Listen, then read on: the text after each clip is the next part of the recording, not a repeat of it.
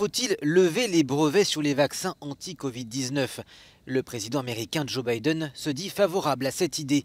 L'objectif est d'accélérer la production mondiale. Johnson & Johnson, Moderna, Pfizer, pour l'heure, ces brevets sont détenus essentiellement par des laboratoires américains globalement opposés à leur levée car cela les priverait de rentrées d'argent.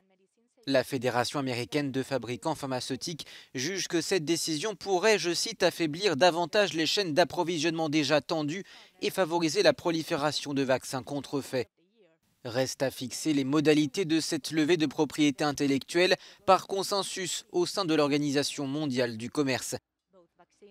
L'Organisation mondiale de la santé a salué une décision historique de Joe Biden. Alors que les inégalités d'accès aux vaccins entre pays riches et pauvres restent criantes, l'OMS en avait appelé lundi à la solidarité des pays les plus riches. Les chefs de la diplomatie des pays du G7 se réunissaient justement mercredi à Londres pour la première fois en présentiel. Dans leur communiqué final, ils promettent de soutenir financièrement le système de partage des vaccins COVAX, mais aucun montant spécifique n'a été annoncé. À ce jour, 49 millions de doses seulement ont été livrées dans 121 pays, alors que l'objectif est d'en acheminer 2 milliards en 2021. Symbole de la fracture, pendant que les pays développés commencent à lever les restrictions, les pays les plus pauvres sont toujours dans l'œil du cyclone de la pandémie. L'Inde en est l'exemple frappant.